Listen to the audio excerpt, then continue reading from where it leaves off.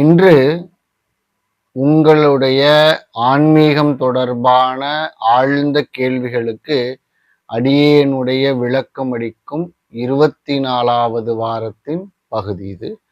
நாம இன்று சில ஆழ்ந்த கேள்விகளுக்கு கொஞ்சம் விளக்கமா ஆழ்ந்த விளக்கத்தை நாம கொஞ்சம் பார்க்கலாம்.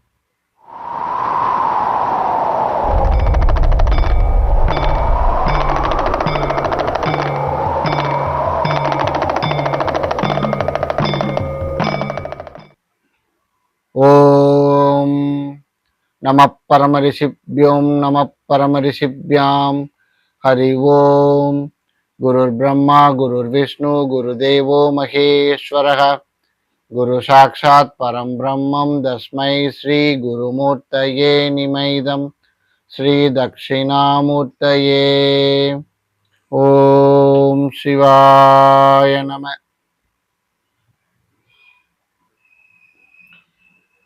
நாம இன்னும் கொஞ்ச காலத்துல நேரலையாக அனைவருடனும் கலந்து ஆலோசித்து இந்த கேள்வி பதில் தொடர்பான விளக்கங்களை அடியேன் கொடுக்கலாம் என்று அதற்கான ஏற்பாடுகளை செய்து வருகிறோம். அதற்கு இடைப்பட்ட காலங்களில் உங்களுடைய கேள்விகளை தொடர்ந்து அடியேனுடைய வாட்ஸ்அப் நம்பருக்கு அனுப்பி வையுங்கள். அந்த நம்பர் இங்கே ஸ்கிரீன்ல கீழே கொடுத்துருப்போம். அது இல்லாம அனைத்து காணொளிகளிலும் அதோட டிஸ்கிரிப்ஷன்லையும் நம்மளுடைய வாட்ஸ்அப் நம்பர் கொடுக்கப்பட்டிருக்குது. அது இல்லாம நம்மளுடைய வாட்ஸ்அப் லிங்க் எல்லா டிஸ்கிரிப்ஷன்லையும் இருக்கும். அதில் ஜாயின் பண்ணிக்கோங்க. இதில் தான் தொடர்ந்து நாம் விளக்கங்களை பார்க்கலாம் என்று இருக்கிறோம். மேலும் நம்முடைய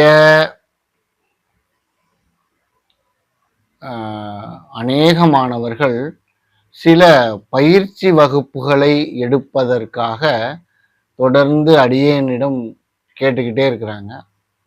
ஸோ அதை பற்றியும் அடியேன் ஆலோசனை பண்ணிக்கிட்டு இருக்கிறோம். தொடர்ந்து அதை ஒரு ஆன்லைன் கோர்ஸாக சில வகுப்புகள் எடுக்கலாம் என்று ஒரு ஆலோசனை செஞ்சுக்கிட்டு இருக்கிறோம். ஸோ இதை பற்றி மேலும் தீர்க்கமாக யோசித்து ஒரு நல்ல முடிவாக விரைவில் அடியேன் அறிவிப்போம் என்பதை உங்களுக்கு இங்கே தெரிவித்துக் கொள்கிறோம். இப்பொழுது நம்முடைய கேள்வி பதில் நிகழ்ச்சிக்கு செல்லலாம். முதல்ல குமரேசன் என்பவர் மணச்சநல்லூர்ல இருந்து கேட்டிருக்கிறார். இறைவன் என்ற நிலையும் ஆத்மாவும் ஒன்றா? இறுதியில் இரண்டற்ற உண்மை என்று சொல்லப்படுவதற்கான விளக்கம் தாருங்கள் என்று கேட்டிருக்கிறார். உண்மையில ஆன்மீகத்தில் ஆயிரக்கணக்கான கேள்விகள் எழலாம். ஆனால் அவை அனைத்தும் இறுதியில் நிற்கும் ஒரு கேள்விதான் இது. இறைவன் என்பது வேறா, நான் என்பது வேறா? இந்த கேள்விக்கு உண்மையான அனுபவபூர்வமான பதில் கிடைத்துவிட்டால் நம்முடைய வாழ்க்கையின் பார்வையே மாறிவிடும். முதலில் நாம் ஒரு விஷயத்தை தெளிவாக புரிந்து கொள்ள வேண்டும். ஆன்மீகத்தில் எல்லா பதில்களும் எல்லாருக்கும் ஒரே மாதிரி இருக்காது. ஏனென்றால் பதில் சாதகரின் பக்குவத்தை பொறுத்து மாறுகிறது. உதாரணத்திற்கு ஒரு சிறு குழந்தை கணிதம் படிக்கும் போது இரண்டையும் கூட்டினால் 4 என்று சொல்லும். அது உண்மை. ஆனால் ஒரு விஞ்ஞானி சார்பியல் கோட்பாடை பேசும்போது அது வேறு ஒரு நிலையை கூறுகிறது. 2 நிலைகளும் தவறில்லை, ஆனால் அந்த நிலைகள் என்பதுதான் வேறு. அதே போல ஆன்மீகத்திலும் 3 முக்கிய நிலைகள் உள்ளன. அதில் முதல் நிலை பக்தி. இந்த நிலையில் இறைவன் உயரத்தில் இருக்கிறார், நாம் அவருடைய அடியார்கள். நாம் வேண்டுகிறோம், இறைவன் அருள் செய்கிறார். இந்த நிலையில் நான் என்ற உணர்வு இருக்கிறது, இறைவன் என்ற உணர்வு இருக்கிறது. இந்த இரு நிலைகளும் தவறு அல்ல, அது மிகவும் புனிதமானது. ஒரு குழந்தை தாயின் கையை பிடித்து கொண்டு நடக்கிறது. அந்த குழந்தையிடம் நீயும் உன் தாயும் ஒன்றுதான் என்று சொன்னால் அது புரியாது. முதலில் தாயின் அன்பை அனுபவிக்க வேண்டும். அதே போல பக்தி என்பது ஆன்மீகத்தின் அடித்தளம். அடுத்தபடியாக யோகம். இப்போது அதே சாதகர் இறைவனை வெளியில் மட்டும் தேடுவது இல்லை, அவர் என்னுள் இருக்கிறார் என்று உணர ஆரம்பிக்கிறார். தியானத்தில் சில நேரங்களில் காரணமில்லாத அமைதி வருகிறது. உள்ளம் ஒளிர்வது போல் தோன்றுகிறது. எல்லையற்ற அன்பு தோன்றுகிறது. அப்போது இறைவன் ஒரு சிலை அல்ல, ஒரு உயிருள்ள அனுபவம் என்பதை உணர ஆரம்பிக்கிறார். ஆனால் இன்னும் ஒரு நுண்ணிய பிரிவு இருக்கிறது. நான் இறைவனை அனுபவிக்கிறேன் என்ற ஒரு நிலை. இங்கே நான் இருக்கிறது, இறைவன் இருக்கிறார், அனுபவிப்பதும் இருக்கிறது. இப்போது மூன்றாவது நிலைக்கு வருவோம், அது ஞானம். இதுதான் அத்வைதம் பேசும் உச்சநிலை. இங்கே ஒரு கேள்வி எழுகிறது. இந்த நான் யார்? உடலா? உடல் தினமும் மாறுகிறது. மனமா? மனம் ஒவ்வொரு நிமிடமும் மாறுகிறது. எண்ணங்களா? அவை வந்து போகிறது. உணர்ச்சிகளா? அவை நிலையானவையாக அல்ல. அப்படியானால் மாறாதது என்ன? அனைத்தையும் அறிந்து கொண்டிருக்கும் அந்த விழிப்புணர்வு, அதுவே ஆத்மா. இப்போது இன்னொரு கேள்வி, இந்த விழிப்புணர்விற்கு எல்லை இருக்கிறதா? உங்கள் விழிப்புணர்விற்கும் என் விழிப்புணர்விற்கும் உண்மையில் வேறுபாடு இருக்கிறதா? அல்லது உடல்கள்தான் வேறுபடுகின்றதா? இதைத்தான் மகரிஷிகளும் மாபெரும் முனிவர்களும் பல உவமைகளால் விளக்குகிறார்கள். கடலில் 1000 அலைகள் எழுகின்றன. ஒவ்வொரு அலையும் நான் தனி என்று நினைக்கிறது. ஆனால் அலைக்கு தனி வாழ்க்கை இல்லை. அலை பிறப்பதற்கு முன் அது கடல்தான். அலை இருக்கும் போதும் அது கடல்தான். அலை மறைந்த பிறகும் அது கடல்தான். அலை என்பது ஒரு வடிவம், கடல் என்பது அதனுடைய ஆழ்ந்த உண்மை. அதே போல நான், நீ, அவன், அவள், அது என்று எல்லாமே வடிவங்கள். அடிப்படை உண்மை என்பது ஒன்றே. இங்கே மற்றொரு உதாரணம் நாம் பார்க்கலாம். ஒரே சூரியன், ஆனால் 100 குடங்களில் தண்ணீர் வைத்தால் அங்கே 100 சூரியன்கள் தெரியும். குடம் உடைந்தால் சூரியன் எங்கே போகிறது? எங்கும் போகவில்லை, பிரதிபலிப்பு மட்டுமே மறைகிறது. அதே போல உடல்கள் வேறுபட்டால் ஆத்மா பல என்று தோன்றுகிறது. உண்மையில் சைத்தன்யம் என்பது ஒன்றே. இதைத்தான் உபனிஷத்துகளும் கூறுகின்றன. தத்துவமசி, அகம் பிரம்மாஸ்மி, இவைகள் எல்லாம் கூறுவது அது நீயே என்ற ஒரு ஆழ்ந்த நிலை. இதன் பொருள், இந்த கடவுள் என்பது உடல் அல்ல. இந்த அகங்காரம் கடவுள் என்றும் அல்ல. அகங்காரம் கரைந்தபின் எஞ்சுவது என்பதே பரம்பொருள். அந்த பரம்பொருளே சைத்தன்யம். பலர் இங்கே ஒரு தவறான எண்ணத்தை உருவாக்குகிறார்கள். நானே கடவுள் என்று அகங்காரம் சொல்ல ஆரம்பிக்கிறது. அது அகங்காரத்தின் நிலைதானே என்ற எண்ணம் உருவாகிறது. அது உண்மையில் ஞானம் அல்ல, அது ஆன்மீக அகங்காரம். உண்மையான ஞானத்தை உணர்ந்தவர்கள் நானே கடவுள் என்று பெருமை பேச மாட்டார்.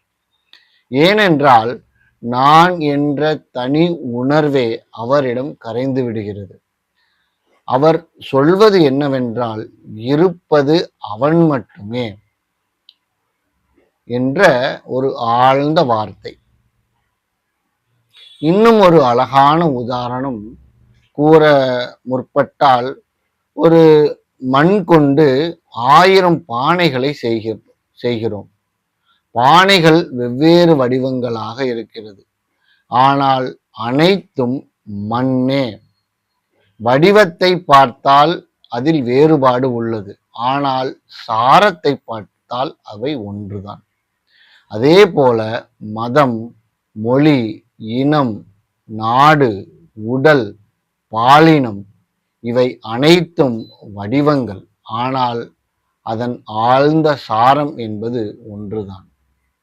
இந்த உண்மை புத்தகத்தில் படித்தால் புரியக்கூடியதாக இருக்கும், ஆனால் உணர முடியாது. தியானம், சுயவிசாரம், பக்தி, சரணாகதி, கருணை, மனசுத்தி இவற்றின் மூலம் மனம் அமைதியாகும் போது இந்த உண்மை தானாக வெளிப்படும். அதுவே வாழ்க்கை மாறும். மற்றவரை ஏமாற்ற முடியாது, ஏனென்றால் அவர் வேறு அல்ல என்ற நிலை அங்கு இருக்கும். மற்றவரை வெறுக்க முடியாது, ஏனென்றால் அந்த வெறுப்பவருக்குள்ளும் நீயே இருக்கிறாய். பொறாமைப்பட முடியாது, ஏனென்றால் மற்றவரின் வெற்றியும் உன்னுடையதாகவே தோன்றும். அன்பு கட்டாயமாக வராது, காரணம் அன்பே உன் இயல்பாக மாறும். இதுவே இரண்டற்ற உண்மையின் வாழ்வியல் விளைவு. ஆன்மீகத்தின் உச்சம் ஒரு புதிய அனுபவத்தை பெறுவது அல்ல, ஏற்கனவே இருந்த உண்மையை அறியாமையிலிருந்து விழித்து உணர்வது. அங்கே இறைவனும் ஆத்மாவும் ஒன்றா என்ற கேள்விக்கான இறுதி பதில் எப்படி இருக்கும் என்றால், பக்தியில் வேறுபட்டதாக தோன்றுகிறது, யோகத்தில் நெருக்கமாக அனுபவிக்கப்படுகிறது, ஞானத்தில் இரண்டும் ஒன்றே என்ற நிலை அனுபவமாகிறது. இறுதியில் அலை கடலை அடைவதில்லை, அலை எப்போதும் கடலாகவே இருந்தது என்று உணரப்படுகிறது. அதேபோல் மனிதன் கடவுளாக மாறுவதில்லை, தான் எப்போதும் பரம்பொருளின் வெளிப்பாடாகவே இருந்தான் என்பதை விழித்து உணர்கிறான். அதுவே அத்வைதம், அதுவே ஆத்ம ஞானம், அதுவே இரண்டற்ற உண்மை. அடுத்த கேள்வியாக பரமசிவம் என்பவர் கன்னியாகுமரியிலிருந்து கேட்டிருக்கிறார். ஆன்மீகத்தின் இறுதி இலக்கு என்ன? சித்திகளா, சமாதியா, முக்தியா? ஆன்மீக பாதையில் பயணிக்கும் ஒவ்வொருவரும் ஒரு கட்டத்தில் இந்த கேள்வியை நிச்சயமாக கேட்பார்கள். அடியேனுக்கும் இப்படியான கேள்விகள் எழத்தான் செய்தது. ஆன்மீகத்தின் இறுதி இலக்கு என்ன? சித்திகள் பெறுவதா, சமாதி அடைவதா, அல்லது முக்தி பெறுவதா? இந்த கேள்விக்கான சரியான புரிதல் இல்லை என்றால் ஒரு சாதகர் பாதையிலேயே நின்று விடுவார். சில நேரங்களில் தவறான பாதைக்கும் சென்று விடலாம். முதலில் ஒரு விஷயத்தை தெளிவாக புரிந்து கொள்ள வேண்டும். ஆன்மீகம் என்பது ஏதாவது புதியதாக பெறுவதற்கான பயணம் அல்ல. ஏற்கனவே நம்முள் இருக்கும் உண்மையை மறைத்திருக்கும் அறியாமை நீங்குவதற்கான பயணம். ஒரு மனிதன் தன் கழுத்தில் இருக்கும் மாலையை தேடி எல்லா இடங்களிலும் அலைகிறான். கடைசியில் யாரோ ஒருவர் கூறுகிறார், மாலை உன் கழுத்தில் தான் இருக்கிறது என்று கூறுகிறார். அப்போது அந்த மனிதர் புதிதாக மாலையை பெறவில்லை, இருந்ததை உணர்கிறார். அதுபோலவே ஆத்ம ஞானமும். இதை நாம் புரிந்து கொள்ள வேண்டும். இப்பொழுது முதல் நிலையாக சித்திகளின் கவர்ச்சியை பற்றி நாம விசாரம் பண்ணலாம். தியானம், பிராணாயாமம், மந்திர ஜபம், யோக பயிற்சிகள் ஆகியவற்றால் சிலருக்கு ஆழ்ந்த வித்தியாசமான அனுபவங்கள் வரலாம். சில நேரங்களில் மற்றவர்களின் மனநிலையை உணர முடியும். சில நேரங்களில் சில நிகழ்வுகளை முன்கூட்டியே உணர முடியும். சில நேரங்களில் உடலில் சக்தி ஓட்டம் அதிகரிக்கும். சிலருக்கு ஆழ்ந்த அமைதி தோன்றும். ஒரு சிலருக்கு ஒரு சில உடல் உபாதைகளையும் மன நிலைகளையும் குணப்படுத்தும் திறனும் தோன்றும். இவை அனைத்தும் சித்திகள் என்று அழைக்கப்படுகிறது. ஆனால் இங்கே ஒரு முக்கியமான கேள்வி, சித்திகள் வந்துவிட்டால் ஞானம் வந்துவிட்டதா என்றால் இல்லை. ஏனென்றால் சித்திகள் மனதின் எல்லைக்குள் நிகழக்கூடியவை. ஆனால் மனம் மிகவும் நுட்பமாகும் போது அதன் திறன்களும் விரிவடைகின்றன. அப்படியானால் மனம் இருக்கும் வரை அகங்காரமும் மிகவும் நுண்ணிய வடிவில் இருக்க முடியும் என்பதை உணர வேண்டும். அதனால்தான் பல மகான்கள் சித்திகளை எச்சரிக்கையுடன் அணுகக் கூறுகிறார்கள். பதஞ்சலி யோக சூத்திரத்தில் சித்திகள் யோகத்தின் முன்னேற்றத்திற்கு தடையாக மாறக்கூடும் என்று எச்சரிக்கிறார். ஒரு குழந்தைக்கு பள்ளி செல்ல வேண்டிய பாதையில் ஒரு அழகான பூங்கா கண்ணில் படுகிறது. அந்த குழந்தை அங்கேயே விளையாட ஆரம்பித்து விட்டால் பள்ளியை எப்படி அடைய முடியும்? அதே போல சித்திகள் பாதையில் பூத்த மலர்கள், அவற்றை ரசிக்கலாம். ஆனால் அங்கேயே நின்றுவிட்டால் இலக்கை அடைய முடியாது. இரண்டாவது நிலையாக சமாதி. பலர் நினைக்கிறார்கள் சமாதி அடைந்து விட்டால் எல்லாம் முடிந்துவிட்டது. அதுவும் ஒரு உண்மையான புரிதல் அல்ல. சமாதி என்றால் மனம் ஆழ்ந்த அமைதியில் கரையும் நிலை.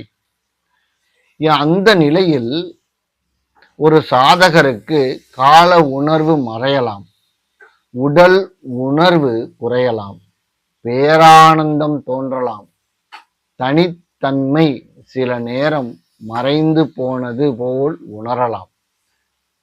இது மிகவும் உயர்ந்த அனுபவம்.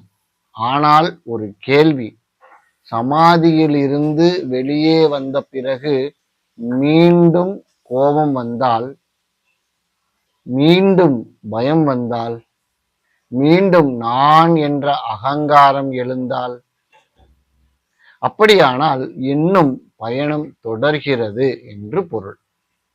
அனுபவம் உயர்ந்ததாக இருக்கிறது, ஆனால் நிலையான ஞானம் இன்னும் மலரவில்லை என்பதற்கான அறிகுறியாக இவைகள் இருக்கிறது. எனவே சமாதி மிகவும் மதிப்புமிக்கது. ஆனால் அதுவும் ஒரு நிலை, அது இறுதி இயல்பு அல்ல. அடுத்தபடியாக முக்தி, இது மூன்றாவது நிலை. இப்போது உண்மையான ஆன்மீகத்தின் உச்சிக்கு செல்லப் போகிறோம். முக்தி என்றால் என்ன? முக்தி என்பது மரணத்திற்கு பிறகு சொர்க்கத்திற்கு செல்வது அல்ல. முக்தி என்பது அகங்காரத்திலிருந்து விடுதலை பெறுவது. உடல் இருக்கிறது, மனம் இயங்குகிறது, குடும்ப வாழ்க்கை தொடங்குகிறது அல்லது தொடர்கிறது, வேலை தொடர்கிறது. ஆனால் உள்ளே நான் செய்கிறேன் என்ற பிடிப்பு கரைந்து விடுகிறது.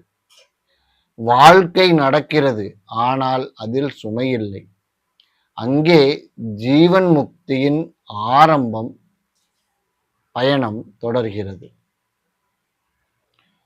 உண்மையான ஞானத்தின் அடையாளம் என்னவென்றால், பலர் கேட்கிறார்கள், உண்மையில் ஞானம் அடைந்தவர்களின் அடையாளம் எப்படி அறிவது? அவரிடம் சித்திகள் இருக்கிறதா என்பதை வைத்து அந்த ஞானியை அளக்க இயலாது. அவர் எவ்வளவு நேரம் சமாதியில் இருக்கிறார் என்பதையும் வைத்து கூட அவரை அளக்க இயலாது. மாறாக அவருடைய வாழ்க்கையில் அகங்காரம் குறைந்துள்ளதா? அன்பு இயல்பாக பெருகுகிறதா? யாரையும் தாழ்வாக பார்க்கிறாரா? புகழும் பழியும் அவரை அசைக்கிறதா? சுகமும் துக்கமும் அவரை கட்டுப்படுத்துகிறதா? இவற்றை நாம் அவர் வாழ்க்கை நிலையில் பார்த்தால்தான் உண்மையான ஆன்மீக முதிர்ச்சி என்பது தெரியும். ஒரு வாழ்க்கை உதாரணத்தை நாம் பார்க்கலாம். ஒரு மேடையில் நாடக நடிகர் ஒருவர் ராஜாவாக நடிக்கிறார். நாடகம் முடிந்ததும் அவர் அந்த வேடத்தை கழற்றி விடுகிறார். அவர் உண்மையில் ராஜா அல்ல என்பதை அவர் அறிவார். நாம் மட்டும் வேடத்தை மறந்துவிட்டோம். உடல் ஒரு வேடம், பெயர் ஒரு வேடம், பதவி ஒரு வேடம், பணம் ஒரு வேடம். இந்த வேடங்களையே நான் என்று பிடித்து கொண்டிருக்கிறோம். இந்த பிடிப்பு ஆழ்ந்த நிலையில் கரைவதே முக்தி. ஆன்மீகத்தின் முடிவு என்பது புதிய சக்தி கிடைப்பது அல்ல, புதிய அனுபவம் கிடைப்பது அல்ல, புதிய பட்டம் கிடைப்பது அல்ல. மாறாக பொய்யான நான் என்ற அடையாளம் கரைவது. எப்போதும் இருந்த தூய சாட்சியில் நிலைத்திருப்பது.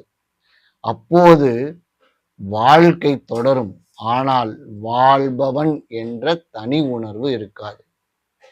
செயல்கள் நடக்கும், நான் செய்கிறேன் என்ற எண்ணம் இருக்காது. அன்பு இருக்கும், நான் அன்பு செலுத்துகிறேன் என்ற பெருமை இருக்காது. அமைதி இருக்கும், அதை பாதுகாக்க வேண்டிய அவசியம் இருக்காது. ஏனென்றால் அந்த அமைதியே அவரின் இயல்பாக மாறும். எனவே சித்திகள் பாதையில் தோன்றும் காட்சிகள். சமாதி மனம் ஓய்வெடுக்கும் ஒரு உயர்ந்த நிலை. முக்தி உண்மையான இயல்பில் நிரந்தரமாக விழித்திருக்கும் நிலை. அதனால்தான் மகான்கள் கூறுகிறார்கள், சித்திகளை தேடாதே, சத்தியத்தை தேடு. அனுபவங்களை பற்றி கொள்ளாதே, அனுபவிப்பவனை அறி. சமாதியை பிடித்து கொள்ளாதே, சமாதிக்கு சாட்சியான ஆத்மாவை உணர். அங்கேயே உண்மையான முக்தி உள்ளது. அதுவே ஆன்மீகத்தின் இறுதி இலக்கு. அதுவே மனித பிறவியின் உயர்ந்த நோக்கம். அதுவே பரம அமைதி. அதுவே ஆத்ம ஞானம். மூன்றாவது கேள்வியாக சிவபாலன் என்பவர் கோவையிலிருந்து கேட்கிறார், ஆத்ம ஞானம் என்பது அனுபவமா அல்லது ஒரு நிலையான உண்மையா? மேலே கூறப்பட்டிருக்கும் விளக்கங்கள் ஓரளவுக்கு இவருக்கு புரிந்திருக்கும். இருந்தாலும் சில குறுகிய விளக்கங்களாக அடியேன் கூற விரும்புகிறேன். பல சாதகர்கள் ஒரு பெரிய ஒளி, பேரானந்தம், உடல் மறக்கும் நிலை போன்ற அனுபவங்களையே ஆத்ம ஞானம் என்று நினைக்கிறார்கள். ஆனால் எந்த அனுபவமும் வருகிறது, போகிறது. அது நித்தியமாக இருக்க முடிவதில்லை. ஆத்ம ஞானம் என்பது ஒரு புதிய அனுபவம் அல்ல. எல்லா அனுபவங்களுக்கும் சாட்சியாக இருக்கும் விழிப்புணர்வை அறிதல். அனுபவம் மாறுகிறது, அனுபவிப்பவன் என்ற எண்ணமும் மாறுகிறது. ஆனால் சாட்சி மட்டும் மாறுவது இல்லை. அனுபவத்தை தேடுவதை விடுத்து அனுபவத்திற்கு சாட்சியான உங்களை அறிந்து கொள்ள முற்படுங்கள். நான்காவது கேள்வியாக சஞ்சனா என்பவர் கமுதியிலிருந்து கேட்டிருக்கிறார். மனம் முழுவதும் அழிய வேண்டுமா அல்லது மனதோடு வாழ முடியுமா? பலர் ஞானம் என்றால் மனமே இல்லாத நிலை என்று நினைக்கிறார்கள். உண்மையில் மனம் ஒரு கருவி. அது எஜமானனாக இருக்கும்போது துன்பம் நிகழ்கிறது. அது பணியாளராக இருக்கும்போது அமைதி ஏற்படுகிறது. ஒரு ஞானம் பெற்றவருக்கு மனம் இருக்கிறது.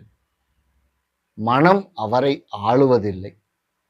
எப்படி கண்ணாடி பிரதிபலிப்பை காட்டுகிறது, ஆனால் பிரதிபலிப்பை தன்னுடையதாக எடுத்துக்கொள்வதில்லை என்ற நிலை. அதே போல ஞானியரின் மனமும் செயல்படும். மனதை அழிப்பது இலக்கு அல்ல.